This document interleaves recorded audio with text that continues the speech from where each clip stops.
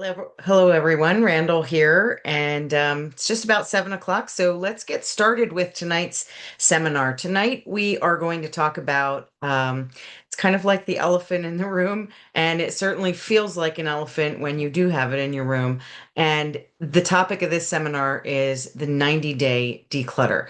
And for a lot of people, decluttering is probably one of the hardest parts of moving, especially if you've been in your house for any period of time. So, without further ado, let's get right into this. I'm going to share my screen and pull up I'm going to pull up my presentation here and we'll get started. Okay, here we go. Hopefully, you guys can all see this. Okay, so the 90-day declutter is really just a plan for you to figure out how to get your home ready for sale so that you are not scrambling at the last moment. I'd like to begin with a little bit of a thought exercise because I really want you to understand how important this is in selling your home. It seems like an afterthought, packing and moving, but if you plan for it properly, this can really help you get your house sold faster. And here's why. So let's do the exercise. So imagine two houses. The first one is someone who has beautifully decorated, but they have a lot of things. Every corner you look in has some vignette, some decor, super cool, very them, very much them. You can see their taste in every aspect of the decoration. And then let's imagine something different. Let's imagine um, a new home or even a model home. That's an even better description. If you imagine that house that has very minimal furniture, just lightly staged, just enough to show that it's a home, when you walk in, which one feels more calm and which one feels more like you might live there? Even though you may appreciate the decorations in the one that's highly decorated and has a lot of things, it doesn't allow you to feel calm and comfortable because they're not your things. So, what I'm trying to get at here is that as you're staging and you're thinking about getting ready to move, this really is for your own benefit, but also for the benefit of the buyers coming into the house, which ultimately will benefit you in a financial way. I mean, you have to move anyway. So rather than get everything squished up to the end where you've got all of this craziness, let's talk about how we can plan for this and get it done over 90 days. Okay, let's get started. All right. I see we have some new people that just joined us. Welcome. I just got started. We were talking about 90-day declutter.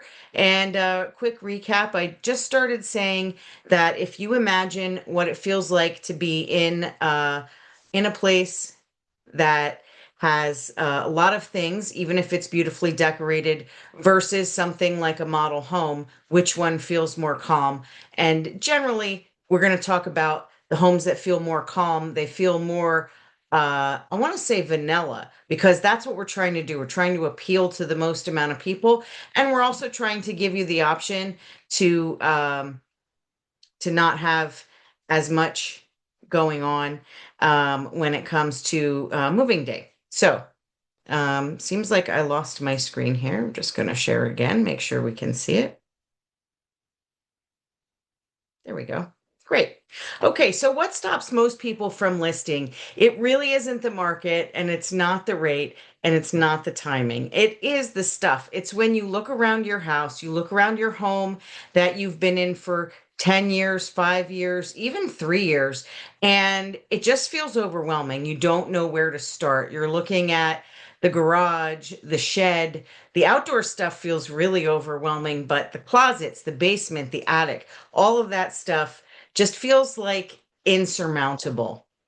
So when you wait to deal with this, you're gonna maybe sign that contract and think, well, that's the fire that I need. That's what's going to get me going. You sign the contract to list your house and you say, okay, it's going to be ready for pictures in a week.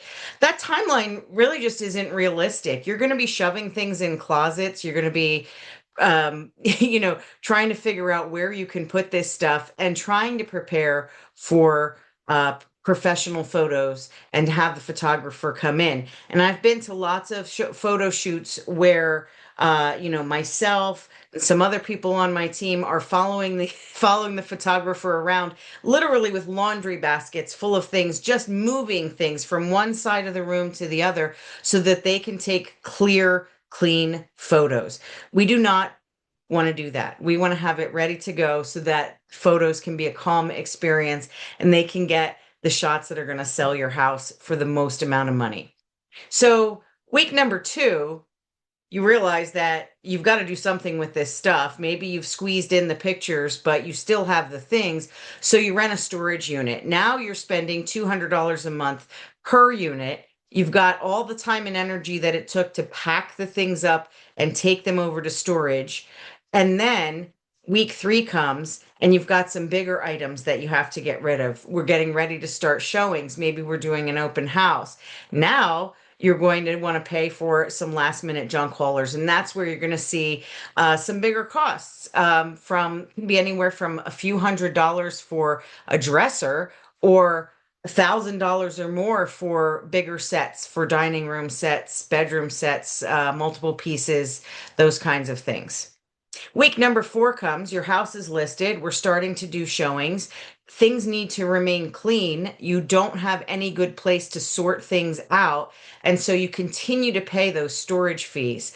So what happens is you pay those storage fees and then eventually moving day comes and you don't have time to sort through all of that. You're moving into a new house, you're painting, you're prepping, you're decorating. By the time you get everything all back together, you could be in those storage units for 3 years. And that's where I'm getting this $7,200 number. And honestly, 3 years, that happens all the time. So this is, it seems kind of crazy, but that's something that happens to quite a few people. So a better way to do this is to just make a plan, start small, and stick with it. So if you start in January, January is really for sorting and deciding. And if you attended any of the seminars that we did in the past few weeks, you know that your listing timeline really starts in January if you want to come onto the market in spring and reap the benefits of a spring market and sell for the summer. So if you start in January, you're going to want to sort and decide. And the way that you do that is pick the easiest room and you'll put 3 boxes, 3 bags, whatever works for you. And you're going to decide what box everything goes in from there. February, we're going to donate and we're going to dispose of things that are maybe larger that need to get out of the house. March is going to be final prep. You're going to be deep cleaning. You may want to hire someone for this, and you may want to consult with your real estate agent to stage. Have someone who doesn't live in your house come in and talk to you about how does your home look best. And they're going to be able to have an opinion that is not biased, give you some advice on how to do that. And by the time we get to May, you're going to have everything cleared out and you're going to be ready to list your home. You're going to be showing ready, photo ready, and you won't have the same stress that you've had. And of course, you're going to have a savings of quite a few $1,000s if you do it in this process. We'll dig into that a little bit more here. Okay, the 3-box method. So what is the 3-box method? There's a lot of books on how to declutter your home, but for the most part, this is the general premise. You want to decide each item individually, quickly, whether or not it belongs in the keep, donate, or toss pile. Toss is pretty self-explanatory. It's garbage. You can't use it. It's got personal information. Nobody wants it. Maybe you need to get rid of it. Anything like that is going to be perfect. Okay. Number 2, donate. Obviously, we want to try to donate anything that is still in good condition or something that someone else might be able to use. One caveat here is that you have to know what kind of items each place takes. And I'll talk a little bit about that in a couple of slides. And then box number one is the keep box. This is the box for things that you're going to use regularly. There might actually be, because you're planning on moving, there might actually be two boxes for keep. You may have one that you need to keep because you're going to need it in the next 30 days, the next 60 days. You might have a second box for things that are ready to move to the new house, but that are going to be staying with you. So that's how we can coordinate the boxes. Now, start small, start with a closet, start with a drawer. One thing at a time. If you can't seem to make any headway, just do one very small thing at a time and it will add up. If you think about how many items you have, how many rooms are in your house? Do you have 5 rooms, 6 rooms, maybe that really need to be decluttered? If you go through those rooms and you segment them into the different parts, one dresser, one closet, however you break it down, you were not talking about more than 20 days if you do a small thing every day. So if you break it down, that's how you can really make it feel more manageable. So now let's talk about what buyers actually notice when they're in the house. And this is really interesting. And this is something that I like to remind sellers of, because obviously I work with a lot of buyers, and buyers do not care if you have a garage or a basement full of boxes. They know you're moving, so boxes don't bother them. They don't care about your decorating style, even if it's absolutely stunning.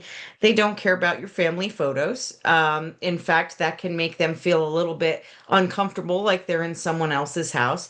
And they don't care about your personal collections and your memories, because to them, they're getting ready to build their own memories. What they do notice is cluttered counters, overstuffed closets, garages that have a lot of tools or items on the shelves, things falling down, too much furniture in a room. You may find that that's functional for you, the way that you live, but sometimes if you can get some of that furniture moved out for showings, it has a better flow for people to walk through it. It makes the space feel bigger, and that's really what we're trying to do. We're trying to make the space feel open, clean, and welcoming. And neat and tidy always feels cleaner than clean and filled with things. It doesn't matter how clean it is. You could have a house that's a little bit dirtier but has less stuff, versus a house with more stuff that is absolutely spotless, and the one that has less things is going to win every single time. Okay, the hard part, sentimental items. I absolutely know how this feels. This is the hardest part of decluttering. I mean, it's easy to decide whether you're going to get rid of those those old sweatpants or not. Nobody cares. Donate them, throw them away, whatever. But the hard part is, what do you do with grandma's furniture? What do you do with your mom's dresser? What do you do with the different items that you've inherited or collected over time? What do you do with your kids' art projects? That's a big one that a lot of people have. So I think the first thing is that it's so easy now to take photos of things with your phone. That's my number one strategy. Every so often, I'll go through and take photos of all the school projects that my son brings home. And in fact, when he was little, I used to give him the camera and I used to make him take the pictures, and he had a good time. He'd stand on a chair, go through the box, put everything on the kitchen table, take pictures of it. Then I could remember by looking at the photos, but I didn't have to have a box full of cotton balls and pipe cleaners. So it works out pretty well to do that. If you really have something that you want to keep a few meaningful pieces. If there's anything that you think needs to stay in the family, offer them to your family, but give them a deadline, because I have seen so many times people say, my daughter really wants this dining room set, but she has no place to put it. She never comes to get it. You get to closing day and there's a dining room set still sitting there. You have to put a timeline on it. Put a timeline on it. And if they can't meet that timeline, then things need to go to donation. And remember that someone is going to love those. Someone who needs those items is going to give them another life when they get donated. Okay. You're not getting rid of the memories. You can remember those things whether you have them in your possession or not. And in truth, when was the last time you looked at most of those things? They're probably tucked away in your closet, maybe even in a box in the basement. Okay, back to the January timeline. Let's start at the beginning. Again, week one, we are going to start easy. Pick your easiest room, the one that's closest to being done. Choose the easiest space within that room. Once you see that momentum, you're going to feel great, and that is going to get you moving. Number two, kitchen and pantry. This is something you could start. You want to start this earlier rather than later. There's two reasons. Number one, you probably have a lot of food. And if you can go through your pantry, get rid of the expired things, see if there's anything in there. You may say, oh man, I've got all the ingredients I need to make X, Y, or Z recipe. Make those recipes, eat the food, and then keep yourself on a lean grocery list while you're getting ready to list your house. It's going to help you out in the end. You do not want to spend time and effort moving food from one house to the other if you don't have to. Kitchen and pantry is also where we find that there's a lot of crazy things that creep into your closet. I just cleaned out a kitchen cabinet the other day, and I couldn't believe I probably wound up with maybe a fifth of the things that were in there. And I had all kinds of napkins and paper cups and Christmas things. And you never know, they just get shoved in the kitchen pantry. So kitchen can be an easy win. Number three, master bedrooms and closets. Now, depends how many clothes you have. For some people, you've got four sweatshirts and they all look the same. You guys are good to go. And I did say guys, a little bit sexist, but the truth is, if you have a lot of clothes, you need to go through them. Most of the time you're looking for something to wear, you're going to be looking at one of the 10 or 20 things that you wear regularly. You may flip through the same clothes over and over again, but you really have to be honest with yourself and go through your clothes to see which ones you are really going to wear and which ones you are not. There's a famous declutterer who talks about bringing all of your clothes from everywhere into one room, whether it's your living room, your bedroom, wherever you choose to do it. But you bring all your clothes from your laundry room, from your car, wherever you have them. They all go in one room and you go through the entire pile all at once. And the way she talks about it is she says, if you are not comfortable in the outfit, in the item of clothing, and if it does not make you feel happy when you look at it, it goes in the donation because it will make someone else feel happy. Number four, week four, let's talk about living spaces. So these are the things that, well, they get cluttered when we live in a house. This is your kitchen table where you drop your keys and your mail, where you hang your jacket on the back of the kitchen chair, maybe sometimes, things like that. If you can get rid of decorative items, pack them up. Maybe you're going to take them to your new house. You don't want to donate them. I always say the kitchen counters should be completely empty. Maybe if you have like a really nice KitchenAid mixer, you could leave that on there. But other than that, as few things as you can have on the counters, the better. So again, the goal is to sort everything into your 3 or 4 boxes. You don't have to move anything yet, but number 2, month 2, February, now we're going to start getting rid of this stuff. We're just sorting prior to that. Hopefully you've got a space. Maybe you can spare a bay in your garage, but now we're going to talk about execution. So in February, start thinking about the bigger items that you have to get rid of and think about those first. If you've got a truck and the means to move it yourself, by all means, go ahead and do that. But if you don't, you can put things on Facebook Marketplace if they're worth selling, if that's something that you feel comfortable with. You can schedule donation pickups. A lot of the American Family Services will do pickups, but they get booked pretty quickly. So it's not 24-hour service. You need to schedule that in advance. So start thinking about that early in February. Week 2, you can take smaller items to your local donation centers. I usually just throw a couple bags in the back of the car, and then when I happen to be in that neighborhood, I'll just stop and drop them off. It takes 2 minutes. Week number 3, think about junk removal for large items that can't be donated. There are a lot of things that feel like you want to donate them, but that the donation centers just won't take. They're very picky about strollers, cribs. They won't take old mattresses. There's a lot of items like that. And, in order to get them removed, if your regular trash hauler won't take them, you're going to need to schedule a junk hauler.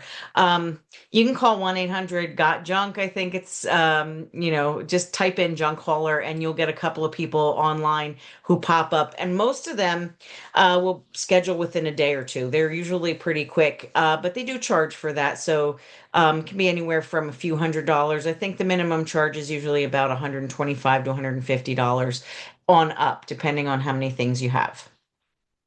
Week number 4 in February, now that you have started to get things piled into boxes, the boxes are somewhere out of your way. Some of the things have gone to donation. Some of the bigger items are out of your way. Start deep cleaning the spaces. If you are downsizing, especially, you have rooms that I know you're not using. That's why you're moving to a smaller house. So pick one of those, get it all cleared out, and then deep clean it and shut the door. Done. Check mark. You'll be thanking me in the coming months when you don't have to go back and work on that room again. Wipe the baseboards down, make sure there's no cobwebs, clean the walls if needed, etc. So the goal for February is to get all that stuff that you've sorted in January and get it out the door. Okay, month number 3, March.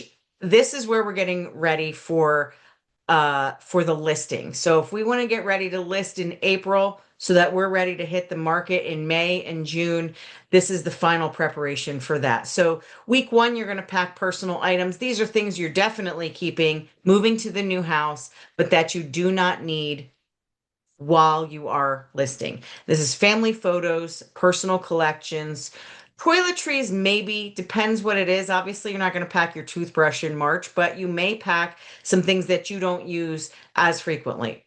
Week number 2, think about reducing your furniture. So I hit on this a little bit earlier. You want to make your rooms feel as large as possible, and you really, really want to think about the way a buyer is going to walk into a room.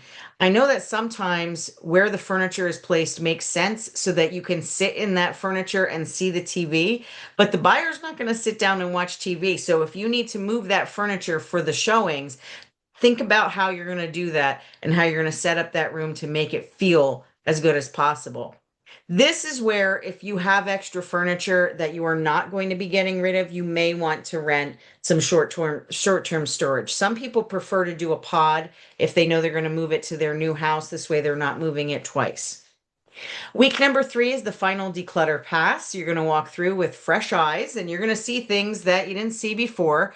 Remove anything that feels like it catches your attention. You want everything to feel open. Again, keep that picture in your mind of a model home, a home that has very sparse decorations, because that's going to be kind of your goal when you're doing all of this. And then week number 4 is stage for photos. And this is just making sure that the house is clean.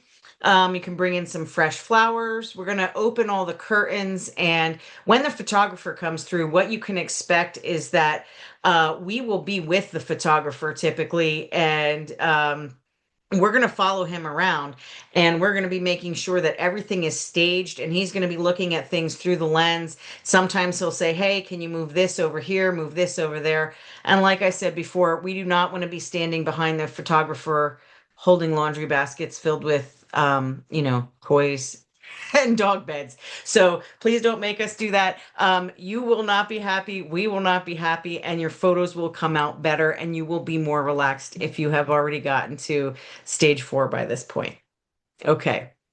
Local donation resources. So where can you donate in the Lehigh Valley? Now, I first touched on Facebook a little bit. If you feel comfortable, a few words about Facebook if you have never done this. I do like to meet in a private, not in a private place, but in a public place, like the parking lot of the Giant, maybe something like that. If you have an item that you can meet someone with, if it's a large item, you may not feel comfortable having people come to your house. And also make sure that they can actually move the item. And you definitely do not want someone to come and move an item out of your house and then damage your door, your floor, the walls. It's just not worth the $100 that you might get by selling it on Facebook.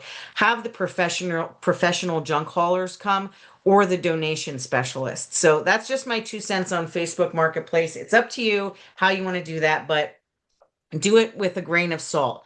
As far as donations, Goodwill, they take almost everything from a household perspective. I tend to go there. The American Family Services is a little bit pickier depending on what kind of things you're donating. Habitat for Humanity Restore, they will take things like cabinets. They take a lot of the bigger items. Um, and then there's some other different places and just kind of like neighborhood places in the different areas. Local churches and shelters will certainly take some of your clothing. If you find you've got 15 winter coats, that would be a good place to send those. And you can also donate food if you have a lot of food that's not expired. Books and media, that's another one. There's a place in Allentown, I think it's still open, Charles Street, I think it's called. You can sell or consign some of these things if you're interested in doing that. Or again, you can donate your books and media. Be aware that it is getting very difficult to donate DVDs and especially VHS tapes. Nobody really wants those anymore, so it's been a little bit hard to do that. Okay, common mistakes. So I would not suggest renting storage first because if you have it, you're going to be tempted to throw everything in the box, put it over there. You're never going to sort it. Why would you want to pack it 2 times? Pack it, unpack it, sort it, move it, move it, move it. Just do it in the first place before you even put it in the box. And the way that you do that is by saving yourself some time up front. Make sure you have enough time to get all of this. Number two, do not give open-ended offers to your kids, your relatives, whomever. I know that this sounds harsh and you want people to have things, you want things, certain things to stay in the family, but you can't make them come and get them. And I have seen this lead to heartache so many times, even in, my own experience. So put a deadline on it. Let people know if they want it, it needs to be out by this date. Otherwise, this person's coming to get it. Don't save everything for a yard sale. If you're going to have a yard sale, have a yard sale the summer before you sell, and then have the donations truck or your own truck ready to go to just take everything that's left to the donations because you really can't sell or you really can't have a yard sale and get everything out in time. It's just too much work. I think that that's one of the things that people underestimate more than anything is how much work is involved in this. It sounds really simple. I'm going to clean out the closet and then I'm going to do 10 other things. And what happens in reality is that cleaning out the closet is an all-day project. It doesn't seem like it is, but it is. And then when it comes time to move, the same thing happens. You think I'm just going to move all this stuff. I'll think about it when I get to the new house, but you won't have room. So even if you hire movers, they're going to run out of space, and then you're going to be renting a U-Haul truck, and then you're going to be, moving out up until, midnight the day before closing. Don't do that to yourself. Just do it slowly, get it done.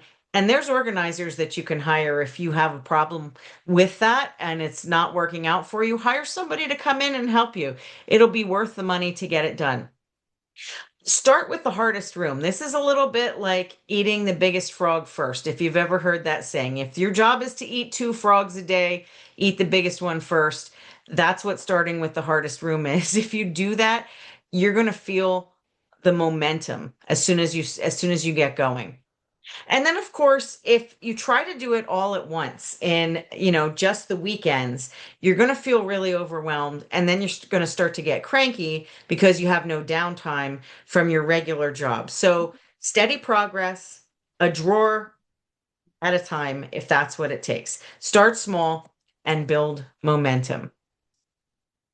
This one, I don't know. Get your family on board. I mean, if you have a family, you've got to get everybody working on this because, you can't go through your house and sort everyone's stuff for them. You're going to need their input. So maybe put on some tunes, order a pizza, spend a couple of hours, get everybody involved, make it a little bit fun. Start with your stuff first so that they can see the momentum and you can see, tell them how liberating it is to get rid of the things that you're not using anymore. And then work on the common areas together.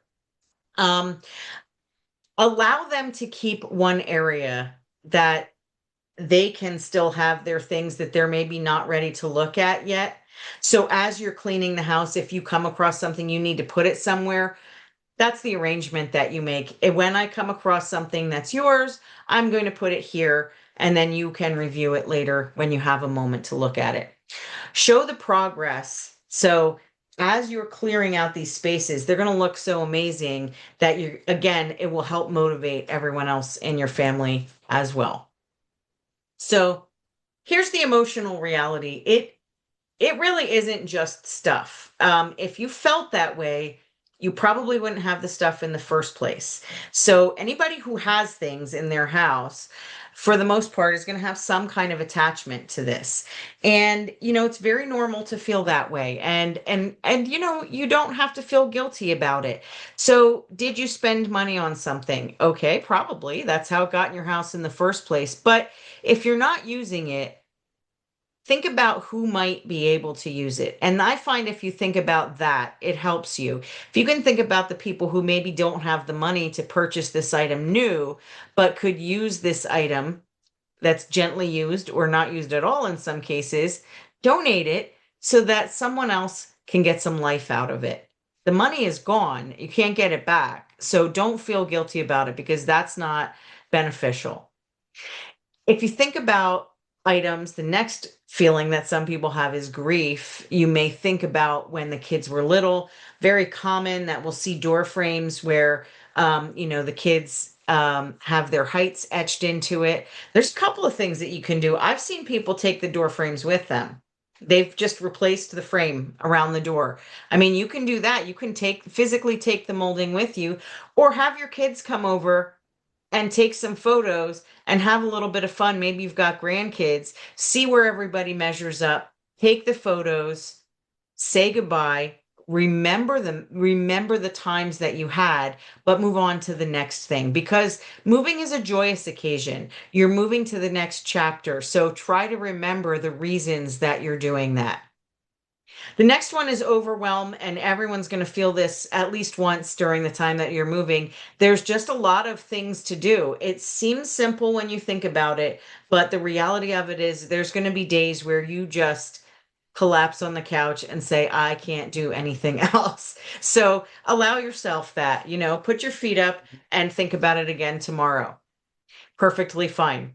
And then the last one is paralysis. And this comes back to where I would say if you're having this problem that you can't make the decisions, that's where I might have a declutterer come in. Somebody who's a professional in this, they can really help you get started and make those first couple of moves. And then once you get started, you'll get into a rhythm and then you can get out of that paralysis. So in all the years that I've been in real estate, these are the experiences that everyone has. They're normal.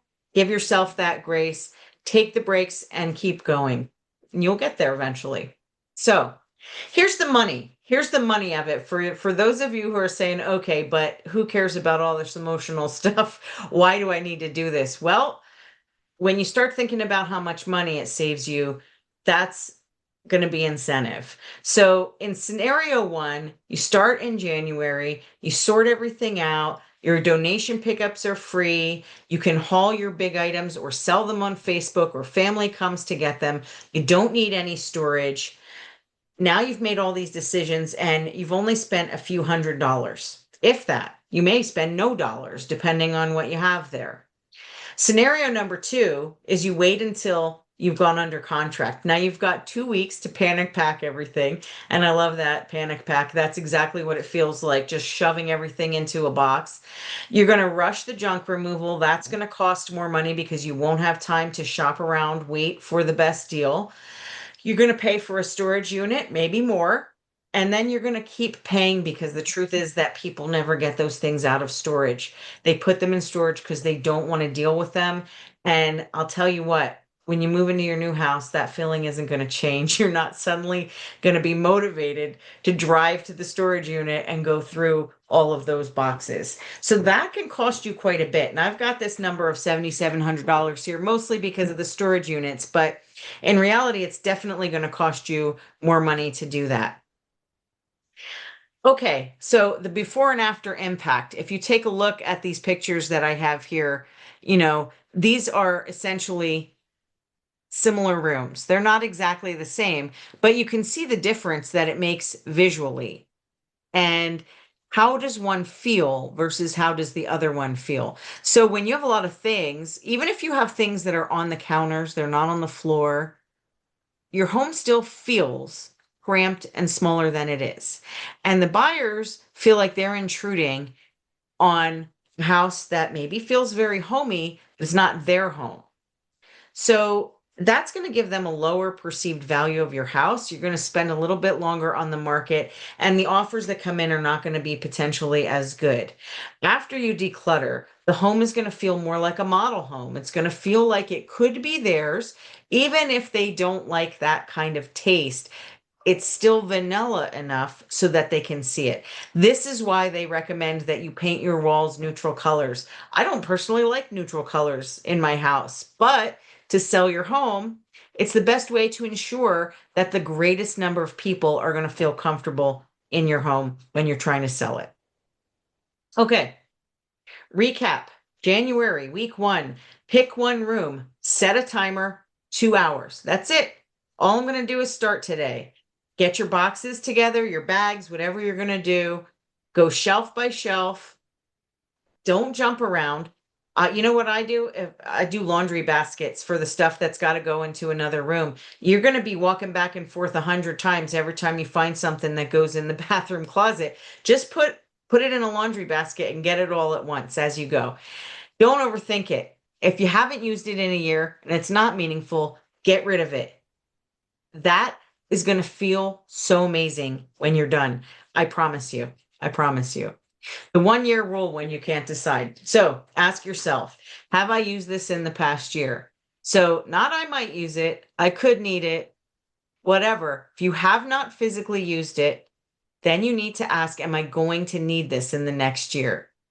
And then finally, does it fit in my new life? And if the answer is no to all three, it's very simple. It's got to go. Get it out of there.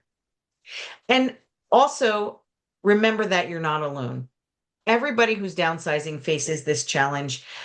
People do not realize how much stuff they've accumulated. I remember moving into my house and turning to my husband and saying, how are we ever going to fill all of these closets? We barely had enough things to put in one closet, let alone all of the closets in the entire house. And here we are 15 years later, and every single nook and cranny is filled with things. And I'm not even a shopper, so I have no idea how that happened, but it's life. Life fills things up.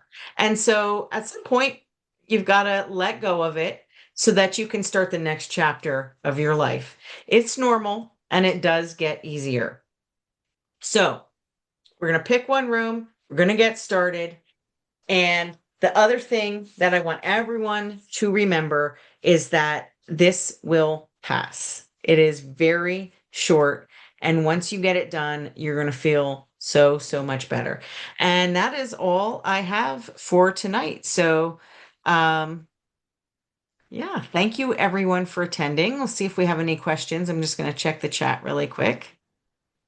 Okay, looks good.